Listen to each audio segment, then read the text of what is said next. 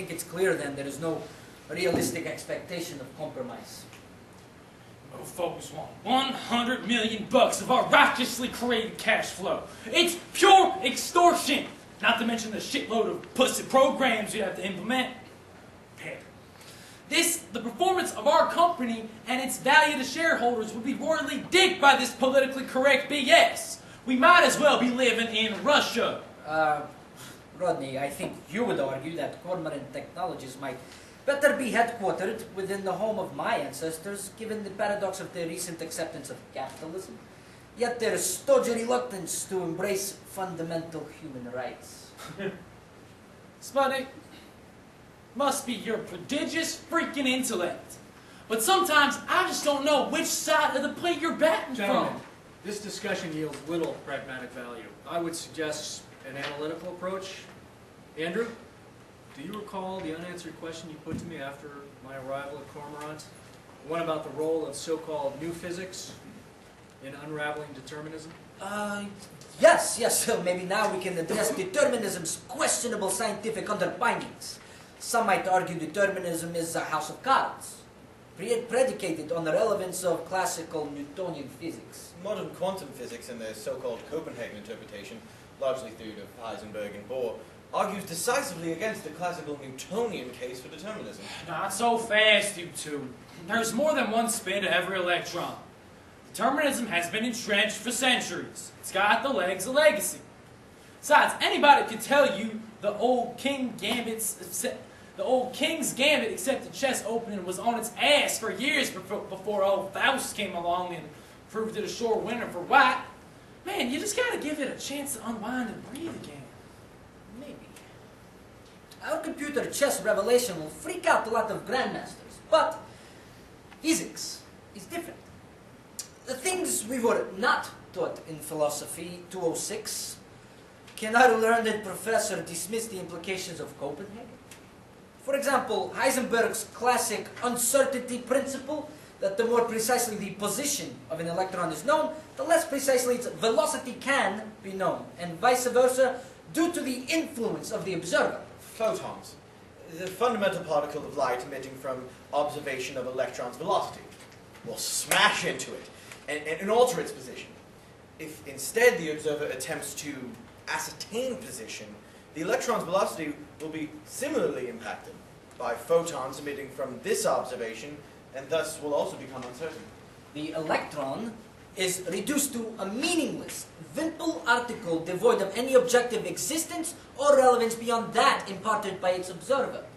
Quod erat demonstratum. It follows that deterministic causality cannot coexist with this micro-randomness, and that reality is in fact defined by the subjective act of observation.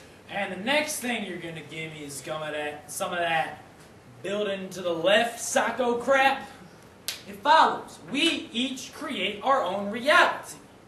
Lordy, I don't know whether to blush, weep, or just sit here and expel the righteous gas of my frustration at you kumbayasters.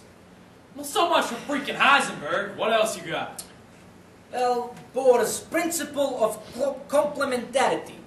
The contradiction that visible light simultaneously exhibits properties of both discrete particles and also moves in a wave. Particle, wave. Particle, wave. You see, this duality drove physicists batshit. What drove them even crazier was the wave collapsed upon external observation. But Bohr wasn't troubled by this. He asserted the mutually exclusive phenomena of particles and wave movement are simply complementary aspects of the same quantum reality. It's actually so simple. Reality dictates my scarf has the properties of a scarf, except when I wear it as a bikini top. And then it acquires the properties of a bikini top. Scarf, bikini top. Scarf, bikini top. And I always get complementarities on each. Give it up, Sputnik. If we were talking baseball cards, you'd have a fistful of the 69 Mets, while the professor would be holding the whole freaking 61 Yankee team plus Babe Ruth. You couldn't make a single swap. Ooh, how exquisitely reductionist of you, Rodney. Back at the ranch, how's this intellectual diarrhea gonna save my company? Well, an alternative quantum interpretation to Copenhagen, reluctantly embraced by a plurality of physicists, is Hugh Everett III's many worlds interpretation. And it does have phenomenal legs. Sounds like a Captain Crunch cereal box sci-fi pile of trash. You best ascribe some meaning to it, Professor. The mathematics of many worlds is identical to Copenhagen and other quantum theories. It is the interpretation that's so different. Everett postulates a return to the classical mechanical view of the universe in which the wave function fully obeys the same wave equation at all times, even during observation. This completely opposes the Copenhagen model, in which the wave collapses as a result of observation. In many worlds, the observer becomes part of the interaction instead of influencing it externally. So are we back to Sir Isaac's cause and effect determinist view of the universe? Well, my lady, not without a slight hitch. The rub with many worlds is that the outcome of a subatomic collision contains multiple versions of all possible contingencies. This splits each possible outcome into discrete multiple worlds. The sum of these worlds comprise all possible outcomes on any given event, and thus cumulatively of all events. Professor, if I may summarize, the many worlds interpretation of quantum mechanics provides a revalidation of determinism, which Copenhagen had implicitly rejected, with the provision that a causal outcome arising from a discrete event is not itself singular or finite, but instead becomes a multiplexed or branched into a complex tree of variable outcomes, each of which could have occurred from the given interaction, and each of which is singularly contained in one of multiple mutually exclusive worlds, or dimensions, wherein each world contains only one of the possible outcomes.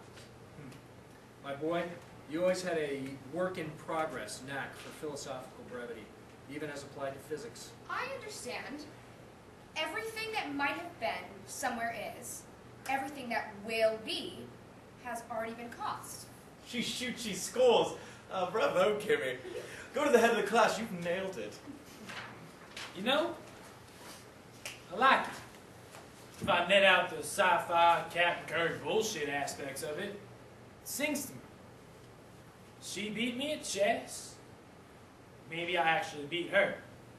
I raped her. Hell, maybe she raped me. Or maybe we both passed out and nobody got raped. My company's getting morally blackmailed. Maybe it's not, based on my benevolence. Sputnik, in some godforsaken world, maybe your falsified computer proves black is the inevitable winner. Man, it's like the 70s all over again. Anything freaking goes.